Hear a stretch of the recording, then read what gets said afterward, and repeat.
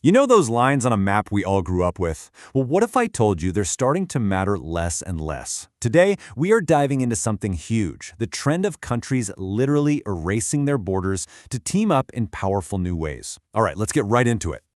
I mean, seriously, have you ever really thought about it? Being able to just drive from Paris to Berlin without whipping out your passport kind of feels normal now, right?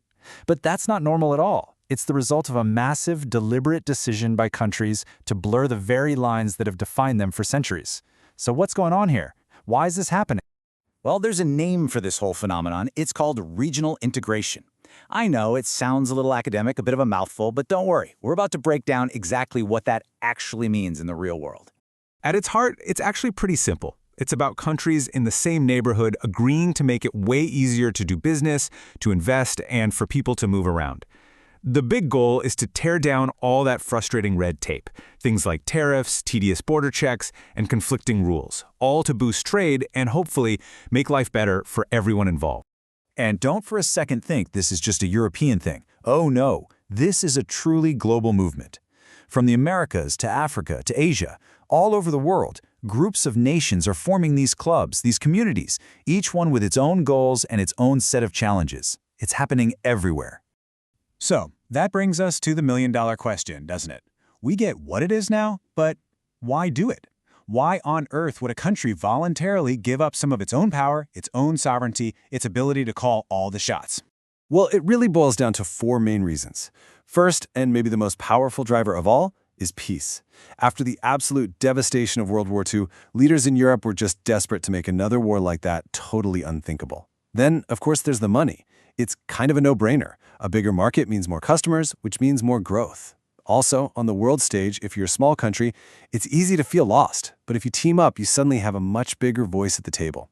And finally, sometimes it's as simple as wanting your neighbors to do well. Because, hey, a stable and prosperous neighborhood is good for everybody.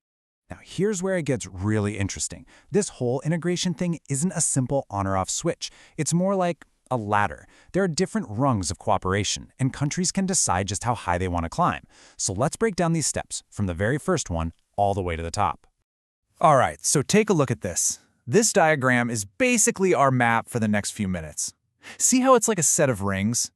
We're going to start on the outside with the most basic level of teamwork, and then work our way inward to the deepest, most intense level of integration right there at the center. Ready? Let's go. First up, the bottom rung of the ladder, a free trade area. The classic example is the old NAFTA deal between the US, Mexico, and Canada. All it really means is they agreed, hey, let's not charge extra taxes or tariffs on each other's stuff. But, and this is the crucial part, each country could still have its own separate trade rules for dealing with countries outside the group, like China or Brazil. Okay, climbing one step higher, we get to a customs union. You take everything from that free trade area, but you add one huge new rule. Now, all the member countries have to agree on a single, unified trade policy with the rest of the world. So a car imported from Japan now faces the exact same tax whether it lands in Kenya or in Tanzania. Moving on up, we hit a common market. And folks, this is a big leap. You get everything from a customs union plus what they call the four freedoms. It's not just goods flowing freely anymore. Now it's also services, money, and, the big one, people. A citizen from one member country can just pack up and go get a job in another one, no problem. The EU's single market is the most famous example of this in action. The next level is where things get really intense, an economic and monetary union. This is a massive commitment. We're talking about countries literally ditching their own historic currencies, the French franc, the German mark, and adopting one single currency, like the euro. And of course, if you're all using the same money, you need one powerful central bank managing it for everyone.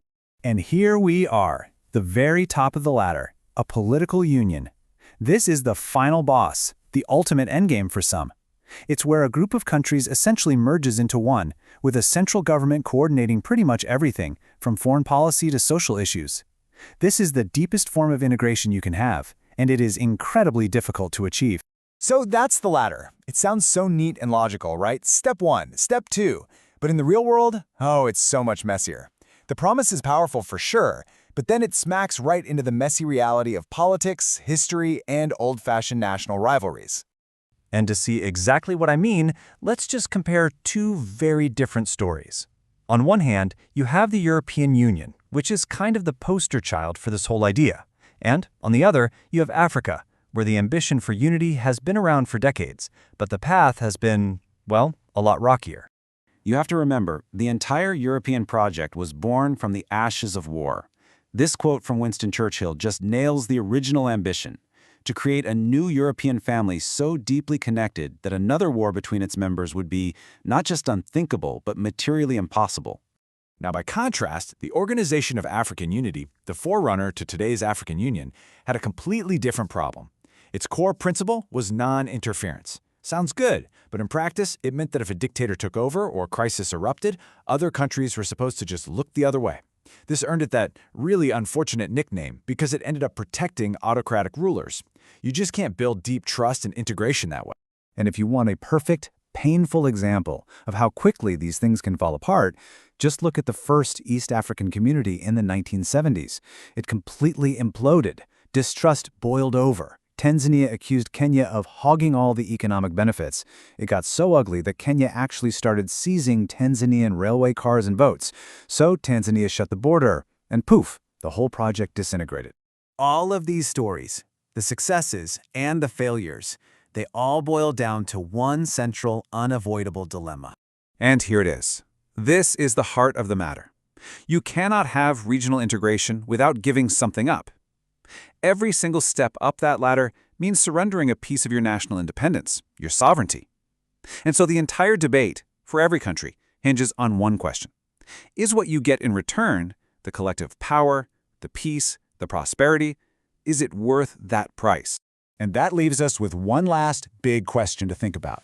In a world facing challenges that no single country can solve alone, I'm talking about things like global pandemics, climate change, massive economic crises. Is this trade-off even a choice anymore? Is it possible that pooling sovereignty, giving up a piece of the old nation-state, is the only way for the nation-state itself to actually survive the 21st century?